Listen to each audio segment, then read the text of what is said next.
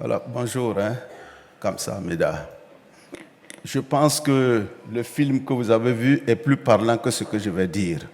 Le Burkina Faso a 22 millions d'habitants et la moitié, ce sont des Mossi, la langue qu'ils parlent. C'est ma langue natale, ma langue maternelle. Voilà, Éminence, Excellence, honorables participants au symposium, Mesdames, Messieurs, je voudrais avant tout propos adresser à notre auguste assemblée le salut cordial de l'Afrique, du Burkina Faso, notamment de l'église Famille de Dieu à Ouagadougou, dont je suis archevêque émérite depuis le 16 décembre 2023. Vous me permettez de saluer particulièrement son éminence Andrew Carnalium Soyoung, archevêque émérite de Séoul.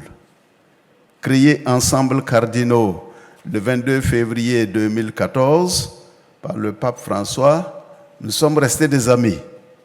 Avec lui, nous rendons grâce à Dieu pour la fructueuse coopération missionnaire entre l'archidiocèse de Séoul et celui de Ouagadougou. Notre sincère gratitude à son Excellence, Monseigneur Pierre Chung-Sun Taek, vous m'excusez le nom, qui prend le relais de cette belle coopération missionnaire en tant qu'archevêque de Séoul. Au révérend Père John Pak et à tous les organisateurs, j'exprime ma sincère gratitude pour l'aimable invitation à participer au 10e anniversaire de l'organisation de l'église André Tess en Corée. Église au Burkina Faso, témoin de l'espérance face à la persécution par l'extrémisme islamiste violent. Tel est le sujet proposé pour mon intervention. Sincère merci pour l'intérêt que vous portez aux souffrances de notre humanité, de notre maison commune. Je suis au milieu de vous pour témoigner en tant que fils et pasteur d'une terre meurtrie par le terrorisme violent au Burkina Faso, dans le Sahel de l'Afrique de l'Ouest. Pour ceux qui ne savent pas, l'Afrique a 54 États. Je suis venu porter donc la voix d'un peuple sans voix, qui souffre, mais lutte pour rester debout dans la dignité et la paix véritable. Notre exposé évoluera en plusieurs perspectives. D'abord, la tragédie de la violence terroriste au Burkina Faso. Deuxièmement, la mission et le témoignage de l'Église catholique. Et enfin, l'interpellation de la conscience mondiale. Tout d'abord, la tragédie de la violence terroriste au Burkina Faso. Depuis bientôt une décennie, le Burkina Faso est devenu, malgré lui, le théâtre d'une violence multiforme, persistante, meurtrière, méthodique. Une violence qui s'est installée et se diffuse de façon aveugle au sein de la population. Le pays a basculé progressivement dans un cycle d'instabilité marqué par des attaques meurtrières, des enlèvements, des destructions d'infrastructures étatiques et privées, des déplacements massifs de population, sans oublier les coups d'État militaires successifs. Plusieurs régions sont donc atteintes. Les chiffres sont accablants.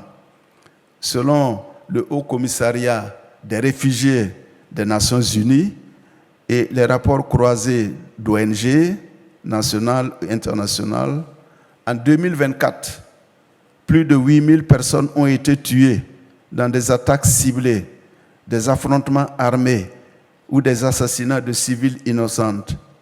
Et ce, sans compter les disparus, les blessés, les multiples physiques, les mutilations physiques, les mutilés physiques et psychologiques. Plus de 2 200 000 déplacés internes sont recensés à ce jour, dont une majorité de femmes, d'enfants et de personnes âgées. Des familles entières vivent dans des conditions précaires, dans des camps improvisés, sans accès stable à l'eau, à la nourriture, à l'éducation ni aux soins de base. On dénombre plus de 35 000 réfugiés burkinabés ayant fui dans les pays voisins. Le Togo, le Ghana, le Bénin, la Côte d'Ivoire, dans des situations d'insécurité alimentaire aiguë. Plus de 6 000 écoles et collèges ont été fermés, privant plus d'1 million d'enfants de leur droit fondamental à l'instruction. Une génération entière est donc en train d'être sacrifiée. Des centaines de centres de santé sont détruits ou fermés. La couverture sanitaire s'effondre. La malnutrition infantile explose. L'accès aux soins psychologiques est quasi inexistant. Des centaines de milliers d'hectares de terres agricoles sont abandonnés. Le tissu économique local est désintéressé.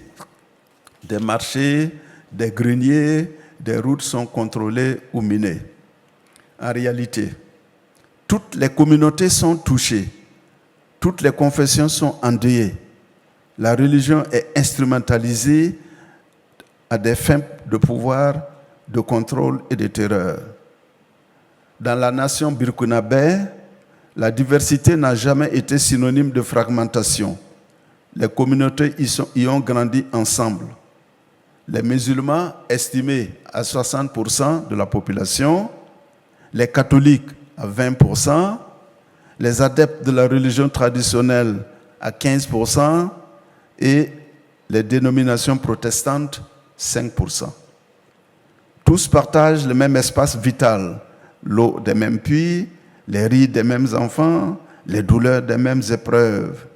Le vivre ensemble n'a jamais été une construction idéologique. Il a jailli du quotidien, des usages et de la sagesse des anciens. La tragédie du terrorisme dépasse les frontières du Burkina Faso et elle s'inscrit dans la dynamique sahélienne, voire régionale et mondiale. Elle interpelle l'Afrique, elle interpelle l'humanité. Par exemple, le Mali, le Niger et le Burkina Faso, confrontés au drame du terrorisme, se sont constitués en confédération des États du Sahel. Ce que vivent ces pays aujourd'hui est la conséquence d'un désordre global, d'une accumulation des fragilités ignorées, des silences complices et d'une géopolitique parfois cynique.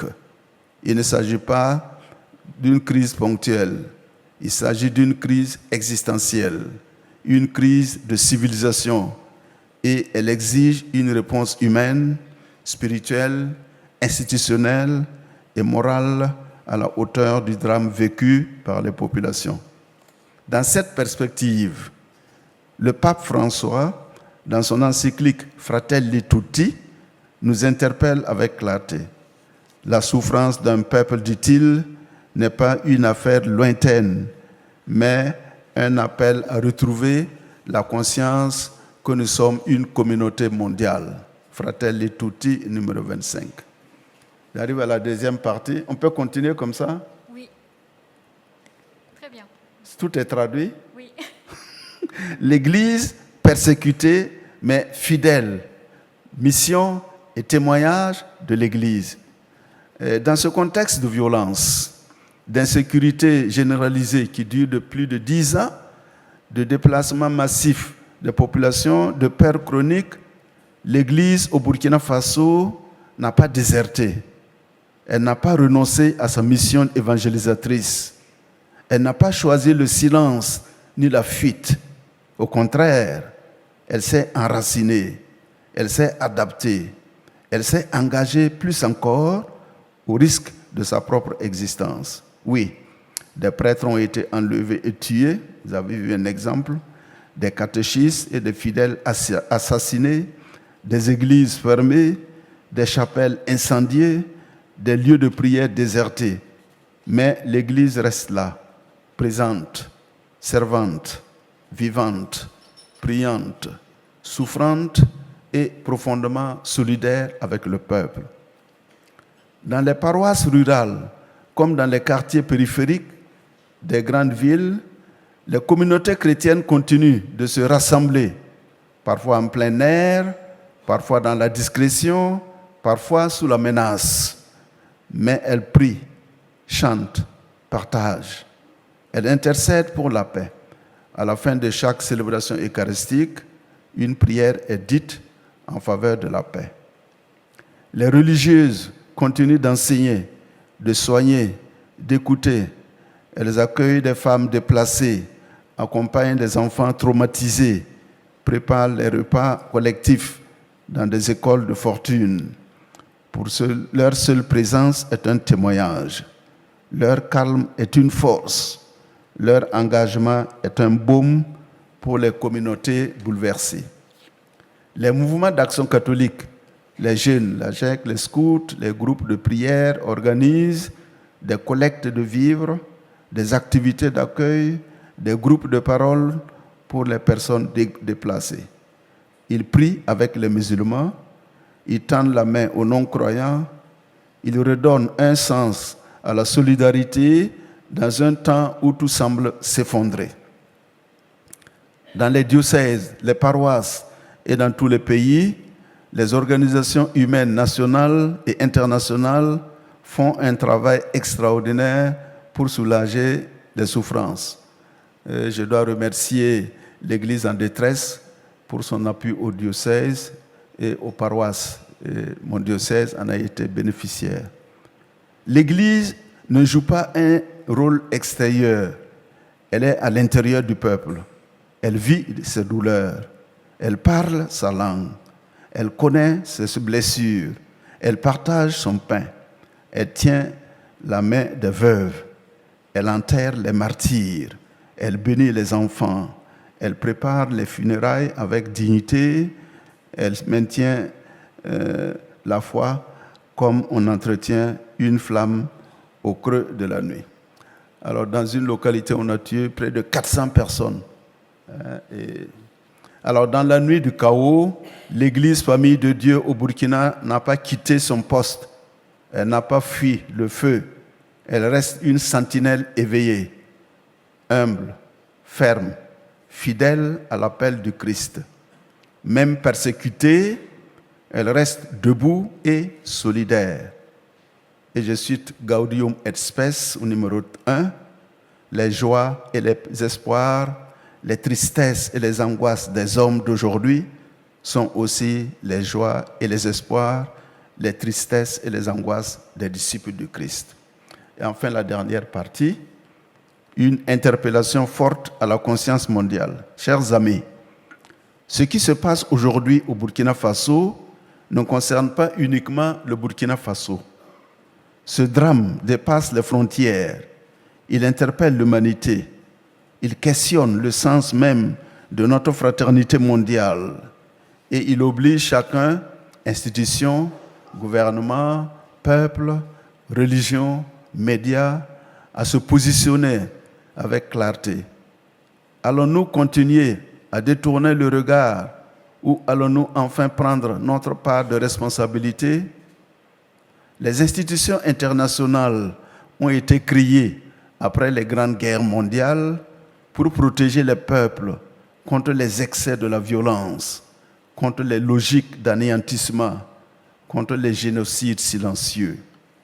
L'Organisation des Nations Unies, l'Union africaine, les cours de justice internationale, les agences humaines, que font-elles aujourd'hui face à l'agonie de millions de personnes au Sahel et dans le monde? Comment expliquer que tant d'armes circulent dans des zones où l'accès à la nourriture et à l'eau potable est limité? Comment comprendre que les drones, les mines artisanales, les armes atomiques de haute précision puissent être acheminés alors que les médicaments manquent dans les hôpitaux? Oui, qui ferme les yeux, qui laisse faire et qui en profite? Et les États puissants qui ont la technologie, l'intelligence, les satellites, les réseaux diplomatiques, que disent-ils? Où sont les appels au respect du droit humanitaire? Où sont les condamnations claires et les décisions courageuses? Pourquoi certains pays sont-ils des éternels oubliés des urgences mondiales, des agences des urgences mondiales, et les multinationales qui investissent dans les mines, qui signent les accords dans les coulisses, qui bénéficient parfois des effets de la guerre, sont-elles prêtes à remettre en cause un modèle de profit qui repose sur l'effondrement des peuples? Et nous-mêmes, citoyens du monde, hommes et femmes de bonne volonté, avons-nous la conscience tranquille? Pouvons-nous dormir en paix en sachant que des enfants sont sacrifiés pour des intérêts invisibles, que des femmes vivent dans la peur chaque nuit, que les communautés entières sont effacées de la carte? Les guerres, les terrorismes continuent de détruire des vies humaines innocentes. Ce n'est pas une exagération, c'est une triste réalité quotidienne, un crime collectif par indifférence et inaction. Il est temps d'agir, de sortir du silence, de dépasser les communiqués diplomatiques, de transformer les résolutions en engagements concrets. Il est temps de faire pression pour que les routes soient sécurisées, pour que les déplacés soient protégés, pour que les responsables soient identifiés, pour que les ressources du Sahel bénéficient aux populations d'abord du Sahel. Il est grand temps que la conscience mondiale se réveille, que les religions s'unissent dans une déclaration commune, que les peuples s'indignent, que les institutions répondent et que les sociétés multinationales se convertissent à une éthique de la responsabilité, de la solidarité. Le silence, dans ce contexte, n'est pas neutre, il est complice. Et les générations futures demanderont: que faisiez-vous quand l'Afrique et le monde brûlaient? Et chacun devra répondre.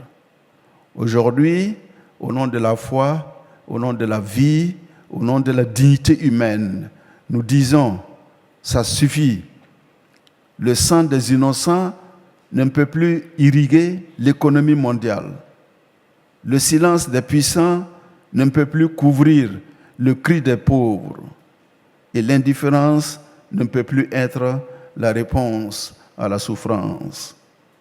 C'est là un appel, c'est une interpellation, c'est une responsabilité. Il ne s'agit plus simplement d'alerter, il faut réveiller les consciences, exiger la justice, dénoncer les silences qui tuent. C'est une exigence biblique autant qu'un devoir moral. Et le prophète Isaïe le dit: apprenez à faire le bien, recherchez la justice, redressez l'opprimé, faites droit à l'orphelin, plaidez pour la veuve. L'interpellation que nous lançons ici ne cherche pas la polémique, elle cherche la vérité et elle attend des réponses dignes de la conscience humaine. En conclusion, l'espérance comme acte prophétique.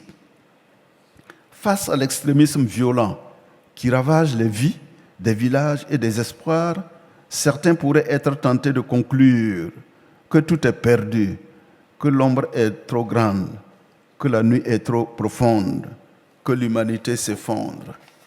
Et l'Église, dans ce contexte, n'a pas seulement un rôle moral, elle a une mission existentielle, prophétique, celle de tenir debout quand tout s'effondre, de prêcher la paix quand la guerre s'impose, de proclamer la lumière quand la nuit s'épaissit, de croire en l'homme même quand l'homme se perd.